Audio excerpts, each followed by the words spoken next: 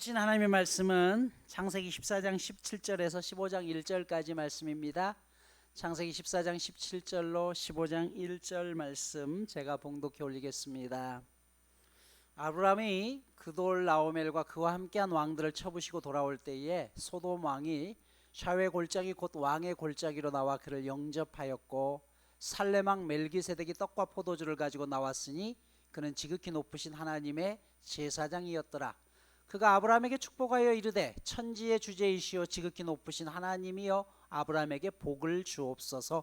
너희 대적을 내 손에 붙이신 지극히 높으신 하나님을 찬송할지로다 하매, 아브라함이 그 얻은 것에서 10분의 1을 멜기세덱에게 주었더라. 소돔 왕이 아브라함에게 이르되, 사람은 내게 보내고 물품은 네가 가지라. 아브라함이 소돔 왕에게 이르되, 천지의 주제이시여 지극히 높으신 하나님 여호와께 내가 손을 들어 맹세하노니 내 말이 내가 아브라함으로 치부하게 하였다 할까 하며, 내게 속한 것은 실 한 오락이나 들매금 한 가닥도 내가 가지지 아니하리라. 오직 젊은이들이 먹은 것과 나와 동행한 아넬과 에스골과 마므레의 분깃을 제할지니 그들이 그 분깃을 가질 것이니라. 이후에 여호와의 말씀이 환상 중에 아브라함에게 임하여 이르시되, 아브라함아 두려워하지 말라. 나는 내 방패요 너의 지극히 큰 상급이니라. 아멘. 애굽에서 돌아온 후에 베델과 아이 사이에 정착해 있었던 아브라함과 조카 롯이 재산이 많아지면서 동거할 수가 없어서 결국은 서로 따로 떨어져 살기로 결정을 하죠. 그래서 롯은 요르단 지역의 저지대에 기름진 땅을 택했고, 아브라함은 예루살렘의 남쪽 헤브론 지역을 근거지로 살아갑니다. 그러던 중에 갑작스런 전쟁이 일어나죠. 바로 그 전쟁의 사건 가운데 일어난 사건이 오늘 본문의 내용이에요. 가나안 땅을 중심으로 북쪽에 4개의 나라, 그리고 아래쪽에 남쪽에 5개의 나라가 있었는데, 북쪽 나라가 힘이 셌습니다. 그래서 강한 힘을 가지고 아래쪽 나라를 정복해서 그동안 조공을 받았어요. 그 북쪽에 있는 우두머리가 그돌라오멜이라는 사람이에요. 그런데 남쪽에 있던 5개 나라가, 야, 우리가 언제까지 쟤네들한테 조공을 바쳐? 우리가 한번 힘을 길러서 한번 해보자 라고 해서 조공을 바치는 것을 거부하게 되죠.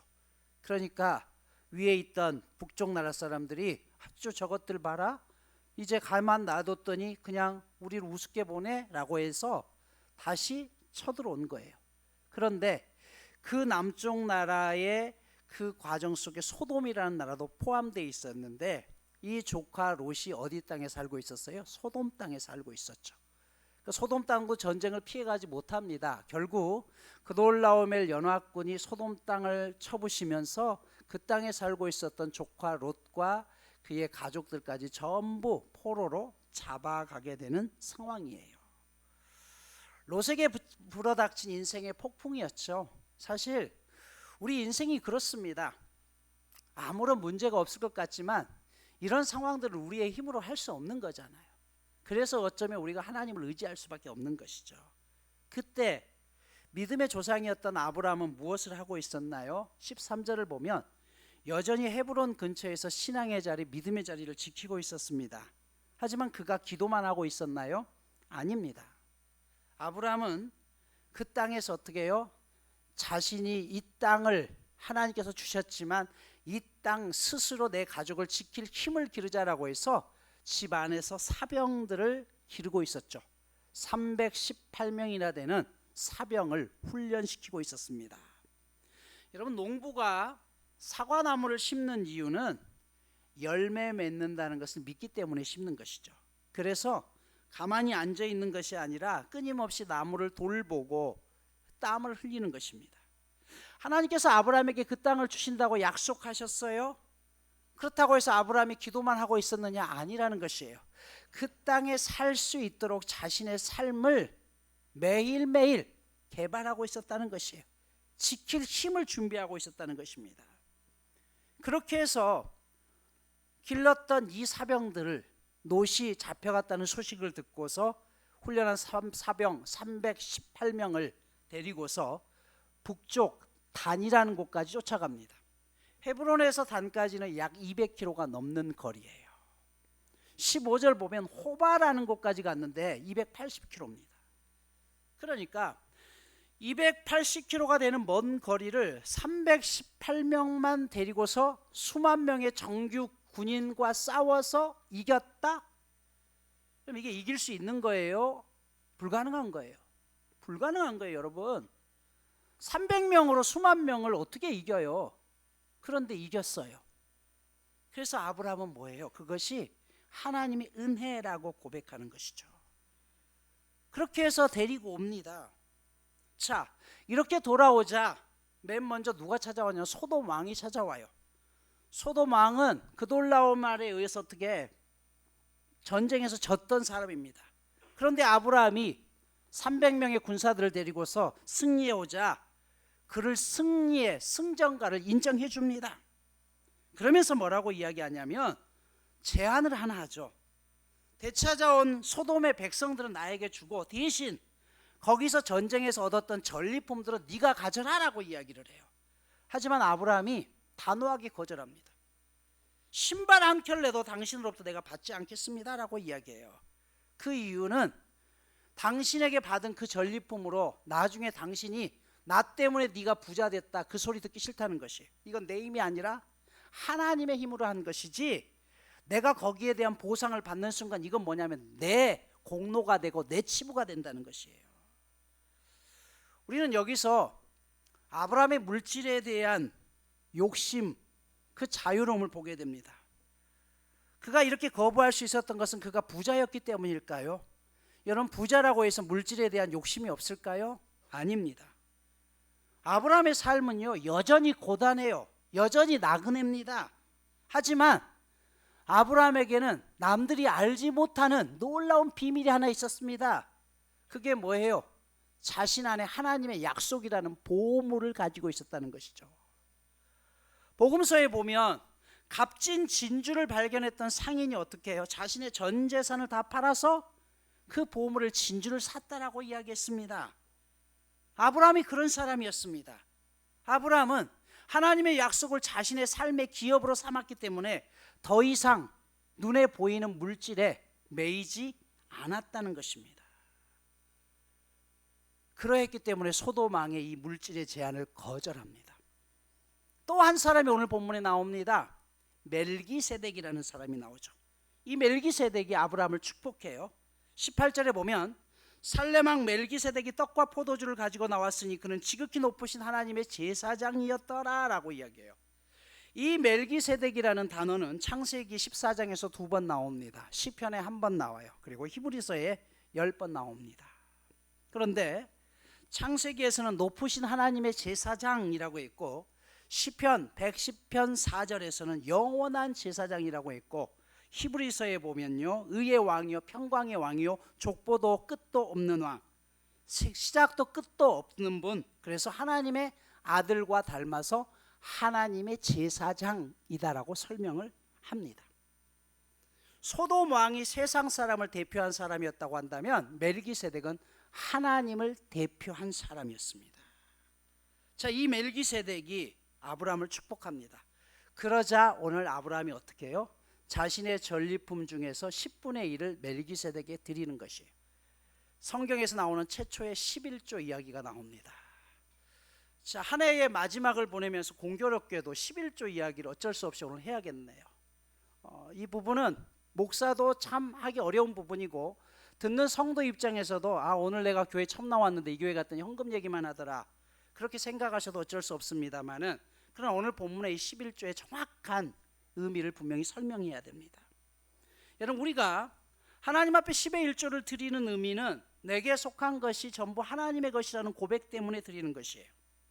아브라함은 자기가 능력이 있어서 그돌라오멜 연합군을 물리쳤다고 털끝만치도 생각하지 않습니다. 이 승리는 내 승리가 아니라 전적으로 하나님의 은혜라는 고백인 것이에요. 여기서 우리는 11조의 중요한 원리를 발견합니다. 우리가 하나님 앞에 11조를 드리는 것은 내 삶을 하나님이 전적으로 책임져 주신다는 은혜 때문이에요. 많은 사람들은 근데 이것을 율법적으로 접근하면 문제가 생깁니다. 율법이 무슨 뜻이에요? 하나님 앞에 11조 안 하면 니네 망해, 이게 율법입니다. 그러나요? 아닙니다. 여러분이 번 10의 1조 하지 않아도 하나님 여러분 망하게 하시는 분 아니에요. 그러면 뭐예요? 중요한 것은 나의 모든 삶의 고백이 하나님 것이라는 고백이 있느냐는 것이에요.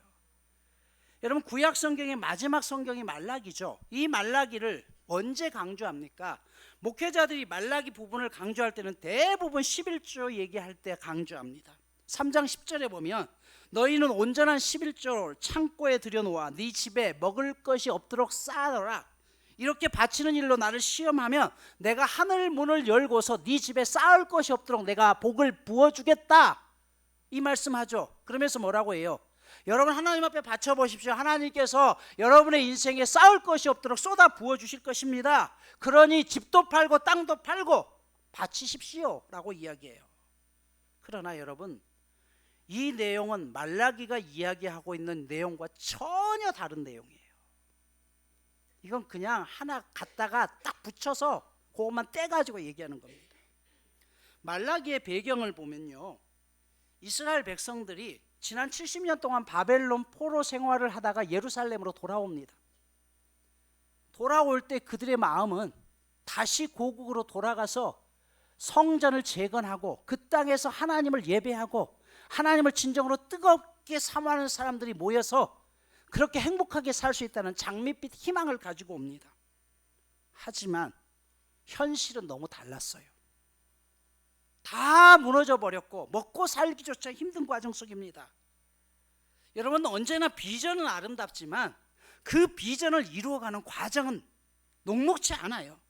처음에는 서로 힘을 내자라고 독려했다가도 좋은 날이 곧 올 거야 생각했는데 그 시간이 길어지니까 이제 사람들이 하나둘씩 지쳐 나가 떨어지기 시작합니다. 그런데 그런 과정 속에서 그런 백성들을 더 힘겹게 하는 사람들이 있었으니 제사장들이었습니다. 제사장들은 백성들의 삶과는 전혀 상관없이 하나님 앞에 먼저 바치십시오, 하나님의 저를 채우십시오 라고 하면서 그들은 호의호식을 합니다. 그러는 사이에 뇌물을 받고 제사장들의 삶이 다 무너져 내립니다. 백성들이 그 모습을 보면 어떡할까요? 신앙에 서 있을 수가 있을까요? 하나둘씩 다 떠나갑니다. 그리고 하나님이 우리를 사랑하지 않아 심지어 이제 하나님께 대한 원망까지 드리게 됩니다.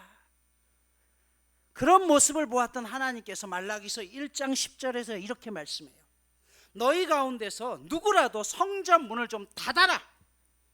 그래서 내 제단에 너희들이 헛된 제사를 드리는 것을 안 했으면 좋겠다. 나 꼴 보기도 싫다. 아무도 오지 마라 라고 이야기해요. 원망과 불평만 가득 찬 그들의 제사를 하나님이 받지 않겠다는 것이에요. 여러분, 희망을 잃게 되면 그 다음부터는 모든 것이 절망으로 생겨집니다. 그런 상황 속에서 예배를 드리는 사람들도 어쩔 수 없이 드리지만 감격도 은혜도 전부 사라져요. 하지만 그런 속에서도 절대적으로 하나님을 신뢰하는 사람들은 분명히 있기 마련입니다. 말라기는 그들을 향해서 너희들은 특별한 나의 소유라고 이야기합니다. 그런 믿음의 사람들은 그 어려운 속에서도 감사의 조건을 찾습니다. 세상이 불의하고 사람들이 나를 버렸다고 하지만 그럼에도 하나님은 신실하시기에 분명 무슨 뜻이 있을 거야 라고 하면서 하나님을 찾고 하나님을 예배합니다. 이때 말라기 선지자가 나타나죠. 말라기라는 뜻은요, 나의 사자라는 뜻이에요. 그런 백성들을 격려하면서 다시 일으켜 세우면서 이야기합니다. 그 희망을 붙들고 가는 사람들을 향해서 하나님은 나의 특별한 소유라고 이야기를 해요. 그리고 나서 그런 그들이 어렵지만 하나님 앞에 정말 정성을 다해서 드리는 예물을 보면서 하나님이 말씀하시죠. 저들의 저 삶을 바라보아라. 저들이 정성으로 그렇게 나를 찾고 예배했을 때 내가 어찌 그들의 인생을 그냥 내버려 두겠냐는 것이에요. 너희도 그들을 보면서 형식적인 제사가 아니라 나에게 진정한 제사를 드린다면 내가 하늘 문을 열고서 너희의 삶을 끝까지 가득가득 채울 것이다 라고 고백하는 것이에요. 여러분, 아주 쉽게 어떤 사람은 늘 불평만 한다고 해봅시다. 교회 와서도 불평할 수 있죠. 그런데 어떤 사람은 늘 어려운 속에서도 감사의 조건을 찾아요. 그럼 여러분 같으면 어떡하겠어요? 누구에게 복을 쏟아주고 싶겠습니까? 바로 그 말씀이에요. 그래서 여러분, 이런 것 저런 거 다 빼먹고 그 구절 하나만 갖다가 하나님 앞에 바치십시오. 그러니 교회 건축하니까 집문서도 가져오시고 땅문서도 가져오시고 하십시오. 그렇게 해서 교회를 건축해서 그 교회가 빚더미에 세워지고 교회가 넘어가면서 수많은 사람들이 교회를 떠나갑니다. 저는 생명나무 교회를 개척하면서 첫 번째 원칙으로 가졌던 게 어떤 경우에도 제가 교회를 건축하지 않는다라고 말씀을 드렸어요. 그 이유는 혹시라도 그런 과정 속에서 마음이 상하고 힘겹게 하는 모든 일들 속에서 하나님을 떠나는 사람이 있을까? 또 하나, 교회는요, 재산이 많아지면 반드시 썩게 되어 있습니다. 하나님의 원리는요, 교회 재산을 불려서 내가 다른 재투자를 하는 게 아니에요. 하나님의 원리는 들어온 만큼 흘려보내는 게 하나님의 뜻입니다. 그런데 교회가 건물을 가지게 되는 순간부터 사람들은 욕심이 생겨요. 목사가 은퇴할 때도 저 건물, 야, 이렇게 애쓰고 수고해서 내가 교회를 세워서 건물 가졌는데 저거 팔아서라도 목사 퇴직금 좀 가져가야 되는 것 아니야? 얼마든지 그렇게 생각할 수 있어요. 그래서 여러분, 교회는 재물을 쌓아놓는 것이 아닙니다. 원천의 그런 것들을 다 흘려보내면 되는 것이죠. 여러분, 이게 하나님 앞에 드리는 11조의 정신입니다. 그래서 11조의 정신 중에 가장 중요한 것은 모든 것이 하나님의 은혜입니다라고 고백하는 것이에요. 올 한 해 목회를 하면서 아내와 가장 많이 나누었던 단어 중에 하나가 감사하다, 행복하다라는 그런 단어였습니다. 사실 생명나무 교회를 오래 목회하면서 작년 올해 참 하나님 앞에 감사할 일들이 많았습니다. 그리고 하나님은 그런 감사하는 마음 가운데 더 많은 감사의 성도들을 보내주셨고, 그리고 함께하는 성도들의 입에서도 감사하다, 행복하다는 소리들이 함께 나오게 하셨습니다. 저는 이것이 우리가 꿈꾸는 교회가 되어야 된다고 생각해요. 얼마 전 독일에서 목회하시는 부교역자 부부를 만나서 식사를 할 기회가 있었습니다.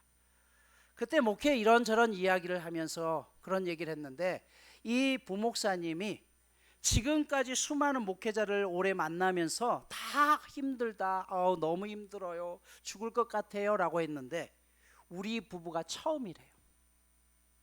목회하면서 행복하다라고 들었던 부부가 처음이래요. 그러면서 자신이 한국 목회에 대한 새로운 꿈을 꿀 수 있을 것 같아요. 아, 목사님 같은 분도 계시는군요. 여러분, 사실 그렇지 않습니까? 우리네 삶이, 엊그제 우리가 성탄 예배를 드리면서도 제가 작년과 다르게 한 가지 느꼈던 게 뭐였냐면, 성탄 예배가 끝난 다음에 2부 발표회를 하는데 한 분도 밖에 나가시지 않았어요. 화장실 갔다 잠깐 들어오는 것 외에는 떠나는 분이 없었어요. 이런 경우가 없었거든요. 끝까지 그 자리를 오면서 함께 하셨던 분들이 야, 너무 재밌다, 행복하다. 그게 목회자의 가장 큰 행복이고 기쁨 아니겠습니까? 특별히 올 한 해 감사할 조건들이 많이 있지만 우리 찬양팀을 인도하신 우리 전사님이나 또 짧은 시간이었지만 함께했던 부교역자는 우리 이정호 목사님, 제 목회에서 굉장히 힘이 됐고 제 스스로 큰 도움을 얻었던 목회자입니다. 담임 목사와 부교역자의 관계를 떠나서 정말 오랜 시간 함께 하고 싶었고, 또 그 안에서 제가 무언가를 맡기더라도 너무 제가 이 모든 것들을 만족할 수 있는 그런 목회자였는데 날 버리고 가신다고 하니 어찌됐든, 그리고 참 좋은 교인들이 많다는 것이에요. 하나님은 이런 감사를 하는 사람들에게 잘 되게 하는 은혜를 베푸는 것이에요. 늘 말씀드렸죠. 잘하는 인생도 중요하지만 잘 되게 하는 인생이 더 중요한 거예요. 잘하는 건 뭐예요? 내 힘으로 하는 거예요. 내 힘으로 열심히 공부해서 서울대도 가고요, 내 힘으로 열심히 공부해서 좋은 회사도 들어가요. 물론 그것도 은혜죠. 그런데 이거는 내 힘으로 하려고 하니까 너무 힘겨워요. 잘 되는 건 뭐예요? 나는 그저 그냥 주어진 상황에 최선을 다했는데 내가 생각하는 것보다 내 인생을 잘 풀리게 하시고 내 자녀들의 인생을 훨씬 더 크게 쓰시는 것, 그게 하나님이 잘되게 하는 인생이에요. 바로 이 고백 위에 우리가 하나님 앞에 예물을 드리는 것입니다. 오늘 예수님께서는 너희의 보화가 있는 곳에 너희의 마음이 있다라고 했습니다. 오늘 10의 1조 이야기로 마무리를 하는데요. 참 어려운 이야기입니다만, 그러나 분명한 것은 하나님 앞에 감사를 고백하고 표현하는 사람들에겐 하나님 우리가 생각하는 것보다 더 크게 채우신다는 사실입니다. 어떤 사람들은 그런 얘기도 해요. 교회가 무책임하고 오염되었기 때문에 하지 않겠다. 그러나 예수님은 이 땅에 계셔서 유대교가 많이 혼탁해졌음에도 불구하고 하나님 앞에 드릴 것과 국가에 드릴 의무들을 강조했던 것을 볼 수가 있습니다. 그런 마음으로 드렸을 때 오늘 15장 1절 이렇게 말씀하죠. 1절 보십시오. 이후에 여호와의 말씀이 환상 중에 아브라함에게 임하여 이르시되 아브라함아 두려워하지 말라. 나는 내 방패요 너의 지극히 큰 상급이라 라고 했습니다. 여기 방패라는 것은요, 제2의 심판의 방패입니다. 요한복음 3장 17절에 보면 하나님이 그 아들을 세상에 보내신 것은 세상을 심판하려 하심이 아니요 그로 말미암아 세상이 구원을 받게 하려 하심이라 했습니다. 우리가 예수님으로 말미암아 멸망의 심판을 막아설 방패를 얻게 되는 것이에요. 그러기에 하나님을 인생의 주인으로 모시고 살아가는 사람들에게는 하나님이 멸망의 심판이 없도록 방패 막이가 되어주신다는 것이에요. 너의 지극히 큰 상급이라고 했습니다. 여기 상급이라는 원뜻은 대가라는 뜻이에요. 내가 너의 대가라는 것이에요. 하나님을 경외하는 대가로 하나님이 우리에게 무엇을 주셨냐 하면 하나님 자신을 주셨다는 것이에요. 이거보다 더 큰 게 어디 있어요? 하나님 자신을 주셨다는 것은 내가 너의 인생을 책임져 주겠다는 바로 그 약속인 것이죠. 누군가가 상을 받는 순간, 상을 받게 되면 그 상은 그때부터 누구 겁니까? 내 것이 되는 것이에요. 하나님이 내 상급이 된다는 말은 무슨 말이에요? 우리가 그 상을 받는 순간 이 상은 내 것이 되는 것이고, 이게 임마누엘이에요.